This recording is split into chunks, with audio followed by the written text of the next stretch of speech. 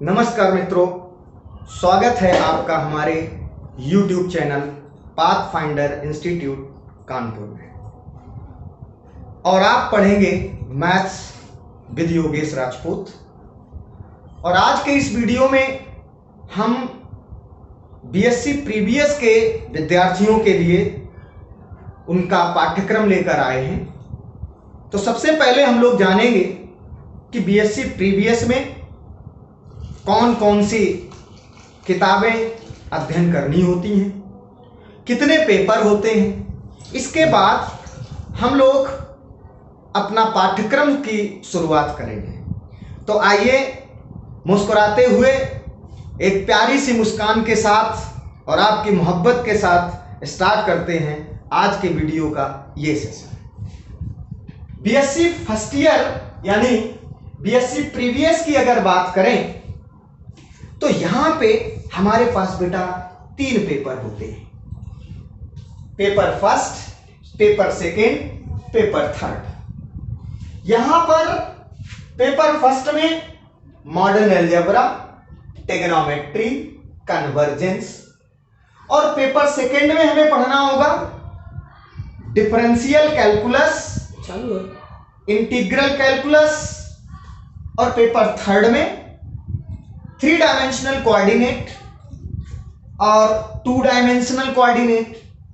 ये जो 2D है ये आप इंटरमीडिएट में पढ़ चुके हो, लेकिन वो कार्टेशियन फॉर्म था। यहां पर हम लोग उसका पोलर फॉर्म में पढ़ेंगे। बहुत गूढ़ रहस्य है यहां पर।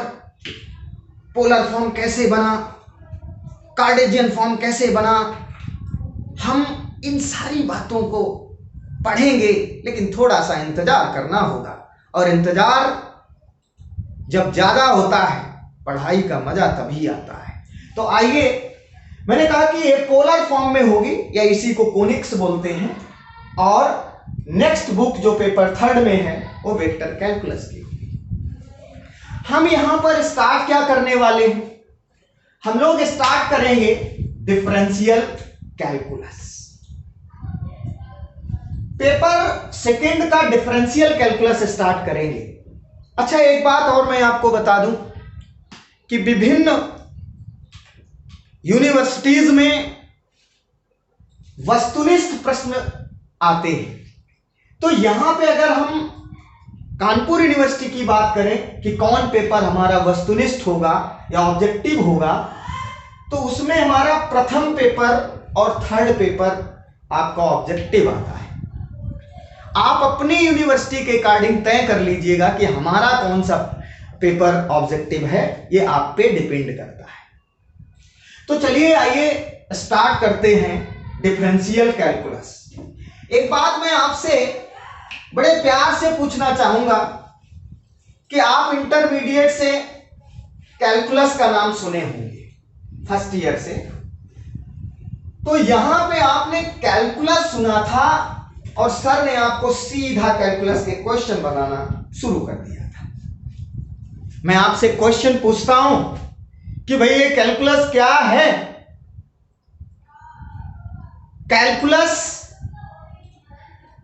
का अध्ययन हम क्यों करते हैं? तो मैं बहुत ज्यादा तो डिस्कस नहीं कर पाऊंगा क्योंकि टाइम बहुत कम रहता है और बड़ा वीडियो आप पढ़ना नहीं चाहते। जाहिर सी बात है, आपके ना पढ़ने की मजबूरी है और हमें पढ़ाने की मजबूरी है। तो चलिए दोनों लोग सामंजस्य बना के बैठते हैं और पूछते हैं कि भाई कैलकुलस क्या है? क्या है कैलकुलस, ये जानना। अलग अलग विचार कैलकुलस के दिए जा सकते हैं, लेकिन हमारे अनुसार, मेरे व्यू के अकॉर्डिंग, कैलकुलस की परिभाषा क्या हो सकती है? कैलकुलस का मतलब है कि जब संख्यात्मक गणनाओं को बीजीय रूप देकर एक फलन बनाकर फलन का अध्ययन किया जाता है, कैलकुलस कहलाता है। जब तक ये फलन नहीं बनेगा, जब तक ये फंक्शन नहीं बनेगा, तब तक कैलकुलस नहीं बनेगी। अर्थात संख्यात्मक गणनाओं का बीजीय रूप देकर फलन को प्राप्त करके उसका अध्ययन करना ही कैलकुलस कहलाता है। मतलब जब आप फंक्शन को बना लेंगे तो ही कैलकुलस बनेगी, तो ही कैलकुलस लगेगी। आपकी जानकारी के लिए बता दूं कि जब तक ये फंक्शन नहीं बनेगा, जब तक ये फलन नहीं बनेगा, तब तक आपकी कभी भी कैलकुलस जनरेट नहीं कर सकती है। और जहां पर ये फंक्शन बन के आएगा, आपका निश्चित है कि वहां पर कैलकुलस अप्लाई हो जाएगी। अब फंक्शन यहां पे एक नया टर्म हो गया, क्योंकि बिना फंक्शन के कैलकुलस नहीं चलने वाली। तो फंक्शन के विषय में हम बहुत ज्यादा डिटेल में नहीं जाएंगे। उसके लिए जब मैं टॉपिक पढ़ाऊंगा रिलेशन एंड फंक्शन, तो पूरा डिस्कशन करूंगा कि फंक्शन बना कैसे था। फिलहाल हम ये जान लेते हैं कि जो फंक्शन होता है वो कैलकुलस में लिखा जाता है कैसे, y इक्वल टू fx। यहां पर दो चर इस्तेमाल किए गए, दो वेरिएबल इस्तेमाल किए गए। कौन कौन से बोले सर? एक x है और एक y है। और x नाम का व्यक्ति ये स्वतंत्र है और y परतंत्र है, अर्थात x is the independent variable and y is the dependent variable. और इन दोनों ने मिल करके एक फिल्म बनाई है जिसका नाम क्या रखा है? y equal to fx। ये जो फंक्शन होता है, ये फंक्शन भी परिभाषित हो सकता है और अपरिभाषित भी हो सकता है। अब क्वेश्चन क्या है कि अगर फलन परिभाषित है तो क्या होगा, अपरिभाषित है तो क्या होगा? ये सारा का सारा टॉपिक हम फंक्शन वाले कंटेंट में पढ़ेंगे, फलन वाले। लेकिन यहां पर हम लोग डिफरेंशियल कैलकुलस स्टार्ट करने वाले हैं। तो डिफरेंशियल कैलकुलस में हम लोग सीधा डिफरेंशियल कैलकुलस के स्टडी में पहला टॉपिक स्टार्ट करते हैं, जो कि आपके सिलेबस के अनुरूप है। मैं बहुत सारा डिस्कशन नहीं यहां पे कर सकता हूं क्योंकि इतना टाइम नहीं है। और अगर आप बेहतर जानना चाहते हैं तो आप हमसे जुड़ सकते हो, कॉल करके पूछ सकते हो, बहुत सारी बातें होती हैं। चलिए, इंडिटरमिनेट फॉर्म क्या है देखिए। जब आप इंटरमीडिएट में थे तो आपको फंक्शन बताया गया था और फंक्शन के दो मान थे। एक फंक्शन का मान किसी बिंदु पर और एक फलन की सीमा यानी लिमिट ऑफ द फंक्शन। दो चीजें आपने पढ़ी थी, value of the function and limit of the function. तो आपने देखा था कि जब लिमिट हम लोग पढ़ते हैं, यानी limit x tending to a fx पढ़ते हैं, तो लिमिट लगाने के बाद ये फंक्शन कई बार लिमिट को डिफाइंड कर देता है, कई बार अनडिफाइंड कर देता है। अर्थात फंक्शन का मान परिभाषित भी हो सकता है और अपरिभाषित भी हो सकता है। जैसे एग्जांपल के तौर पे मैं बोलूं कि एक फंक्शन दिया गया fx बराबर है x square minus a square upon x minus a। मैंने कहा भैया एट x बराबर a पे इसका मान बताओ क्या आने वाला है। मुझे पूर्ण विश्वास है कि आप लोग करने वाले क्या हैं। बोले सर जी ऊपर तो a square minus b square लिखा है, तो आप फैक्टराइज कर लो, फैक्टराइजेशन कर लो, तो ये हो जाएगा x प्लस ए एक्स माइनस ए अपॉन x माइनस ए। और आप बोलेंगे सर जी ये x माइनस ए कट जाएगा, चूंकि x is equals to a पर फलन का मान पूछा गया है, आप x के स्थान पे a रख देंगे। बोले सर 2a आ जाएगा और खुश हो जाएंगे। पेपर ऑब्जेक्टिव होगा अगर तो आप 2a लगा के आओगे, या सब्जेक्टिव होगा तो भी आपका आंसर 2a आएगा। एग्जामिनर देखेगा, समझ जाएगा कि आप बहुत बेहतरीन तरीके से पढ़ के आए हैं। लेकिन नहीं, ये सिर्फ एक मजाक है और इसका आंसर क्या है आपका गलत है। अब आप पूछेंगे सर क्यों? क्योंकि देखिए मैंने अभी आपको फंक्शन नहीं पढ़ाया है, वरना आपको हमें बताने की जरूरत नहीं होती। फंक्शन की क्रियाओं में हमेशा ध्यान रखिएगा, फंक्शन में कभी कोई बदलाव अलाउड नहीं होता है। फंक्शन में जो दिया गया है वही रहता है। अगर आपने इसमें कोई बदलाव कर दिया तो ये फंक्शन नहीं बचेगा, बल्कि उस फंक्शन की लिमिटिंग वैल्यू हो जाएगी और आपका आंसर गलत हो जाएगा। मैंने कहा है फलन के दो मान होते हैं, एक मैंने कहा वैल्यू ऑफ द फंक्शन और दूसरा बेटा क्या कहा बोलो? आपने कहा sir limit of the function. यहां पर हम लोगों ने वैल्यू ऑफ द फंक्शन निकाला है और वैल्यू ऑफ द फंक्शन निकाली तो 2a आपका आंसर आ रहा है, जो कि निराधार गलत है। तो क्या मतलब हुआ? मतलब ये हुआ कि फंक्शन में कभी भी सिंप्लीफिकेशन और मॉडिफिकेशन अलाउड नहीं होता है। फंक्शन जो है वही रहेगा। अगर आपने सिंप्लीफिकेशन और मॉडिफिकेशन लगा दिया तो फंक्शन का रूप बदल जाएगा, और जब उसका रूप बदल जाएगा तो निश्चित रूप से आपके पास बेटा क्या आ जाएगा? आंसर गलत आ जाएगा। तो फिर हमें करना क्या चाहिए? मैंने कहा आपको जो फंक्शन जैसा दिया गया है उसमें वो मान x के स्थान पे एज इट इज रख दो। फंक्शन जो भी है उससे हमें कोई मतलब नहीं है। अब देखो बेटा, जैसे ही आप यहां पर x बराबर a रखोगे तो आपके पास मिलने वाला क्या है? आप बोलेंगे sir ji a square minus a square upon a minus a। पढ़ते रहिएगा, मुस्कुराते रहिएगा। जितना आप अच्छा डिस्कस करोगे मजा भी उतना अच्छा आने वाला है।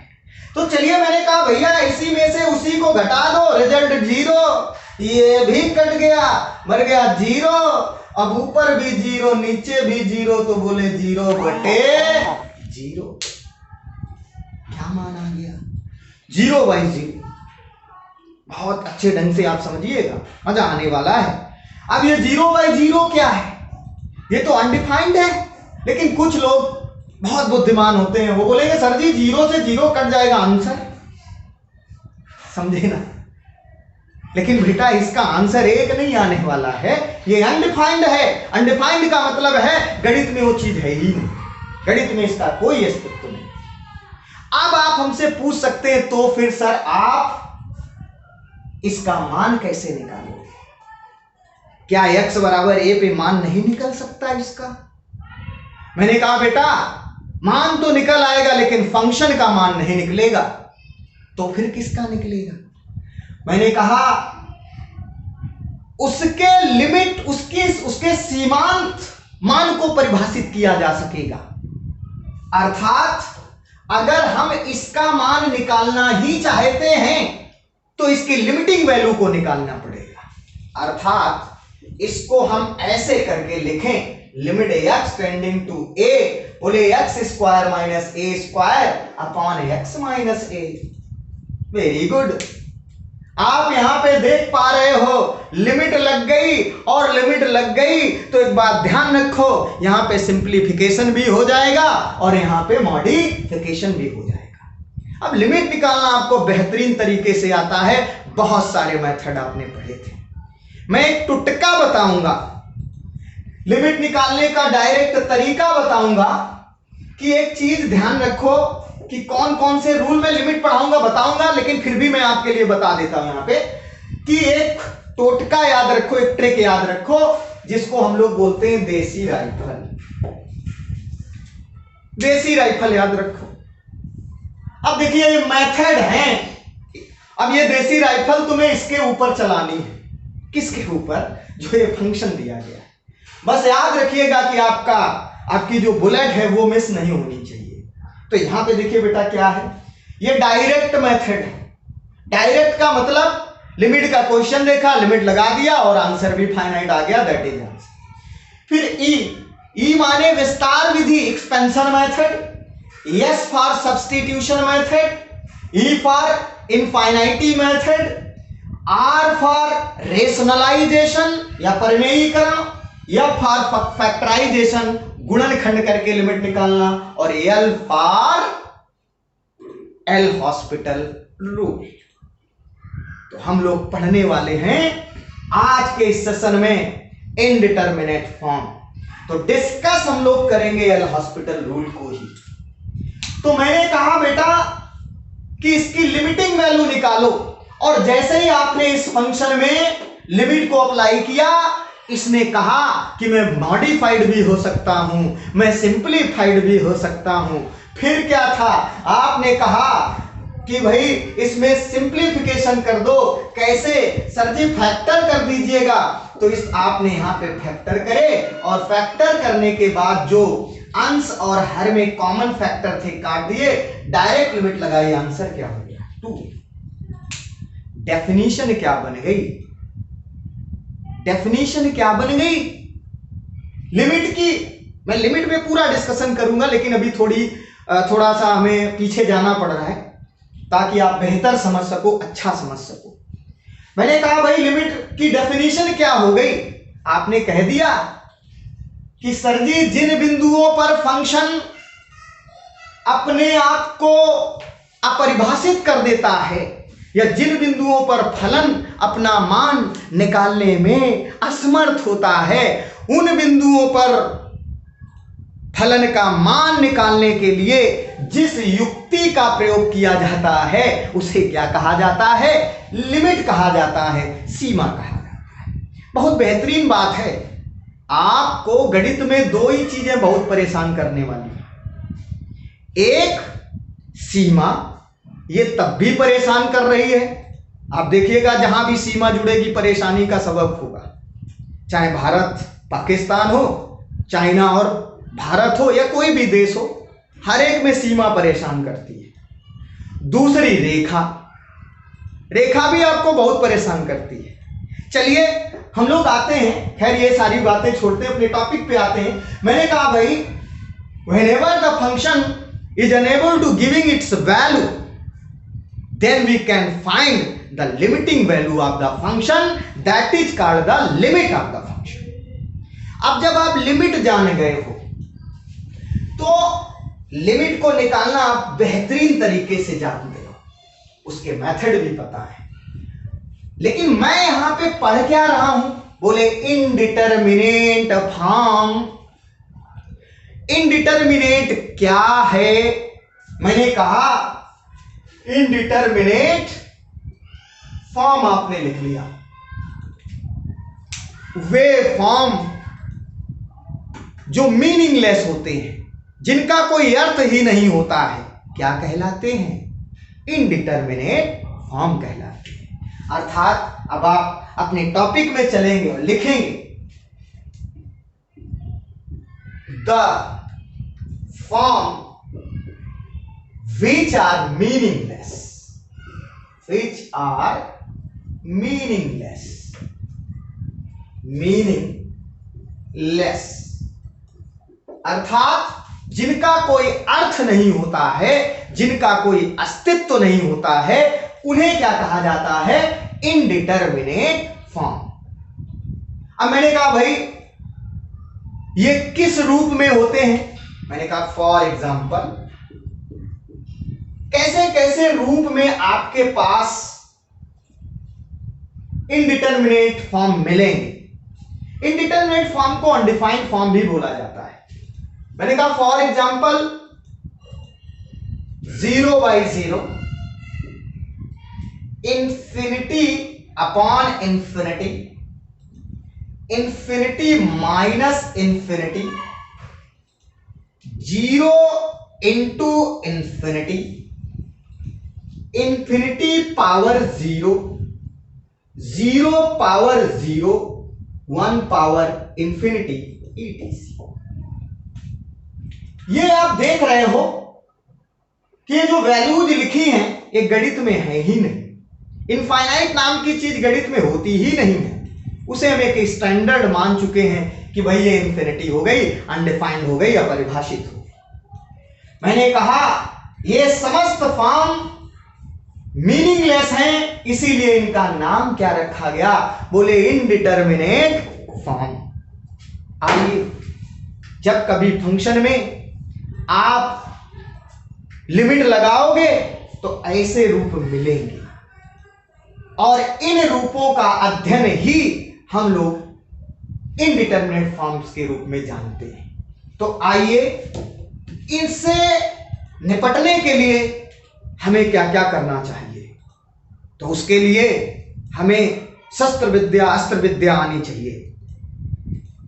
मैंने कहा भाई, आपको कोई फंक्शन दिया गया लिमिट से रिलेटेड, और आपने लिमिट को देखा, लिमिट को अप्लाई कर दिया, और लिमिट को अप्लाई करने के बाद देखा कि फंक्शन बीमार हो गया है, बीमार हो गया है, उसे हैजा हो गया है, उसे पोलियो हो गया है, ऐसा हो गया है, आप अपनी भाषा में समझ लो।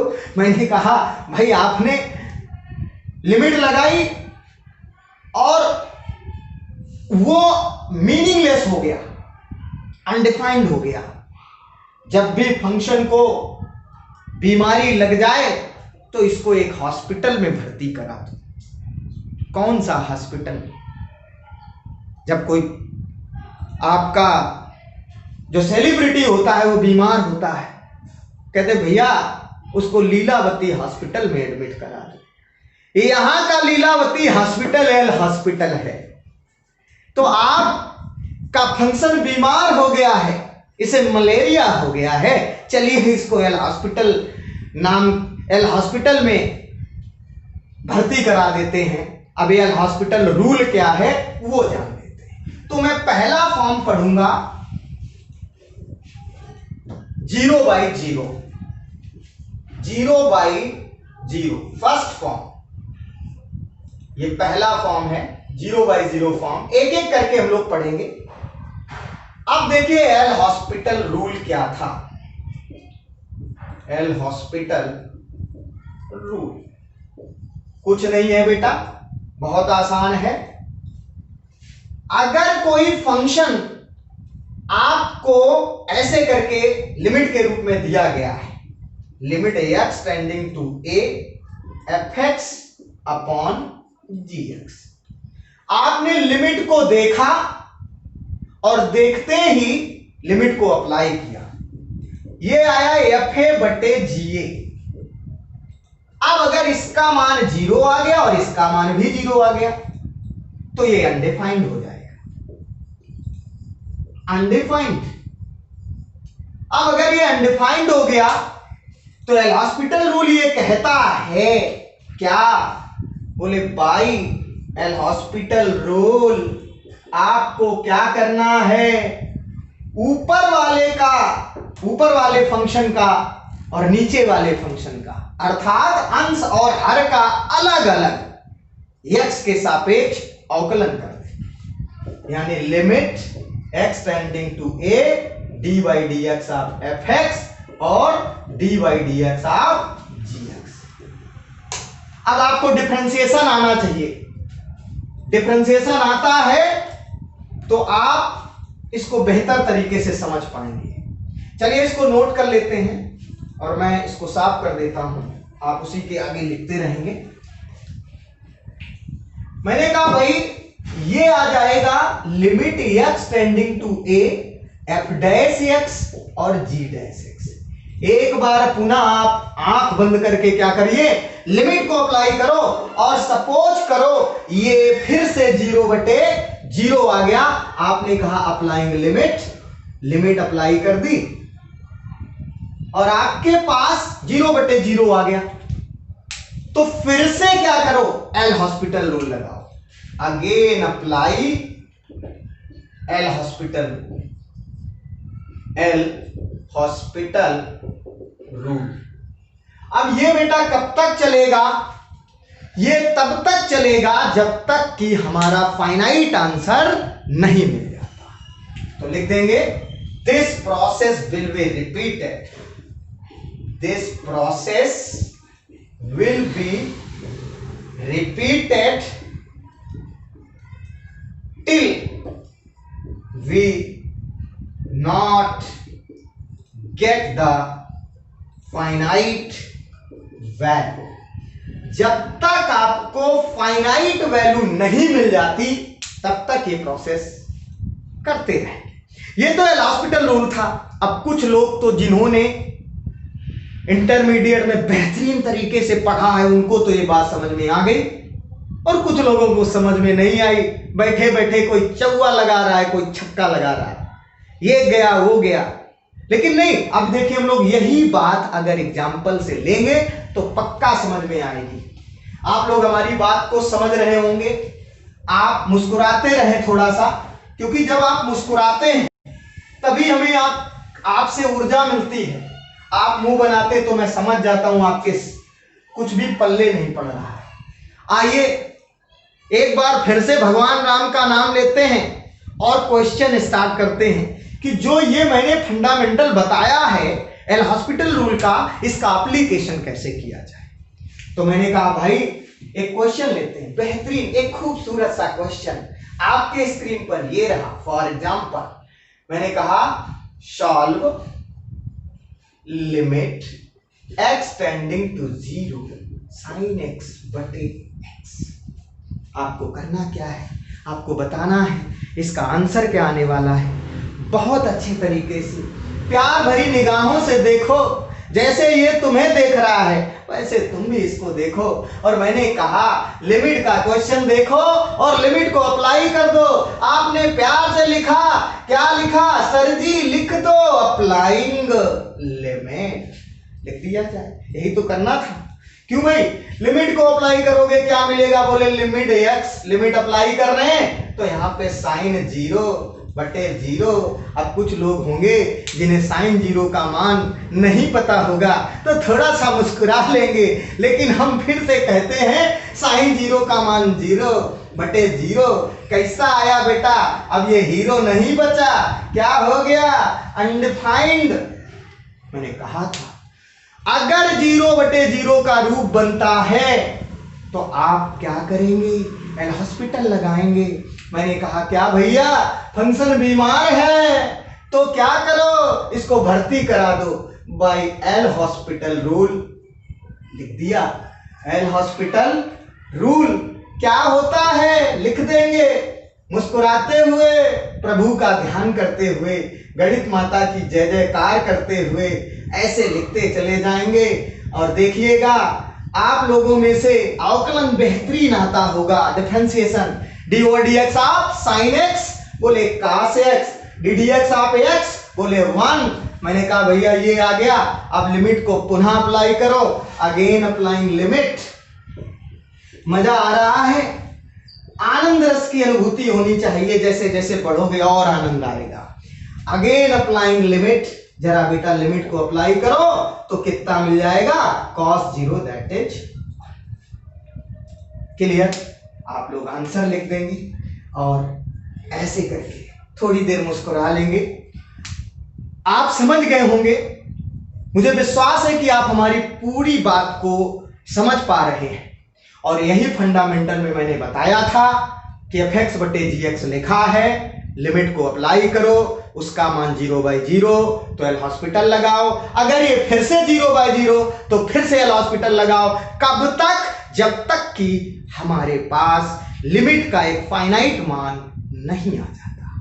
चलिए आइए एक और बेहतरीन क्वेश्चन लेते हैं आपके साथ, मुस्कुराते हुए, गाते हुए।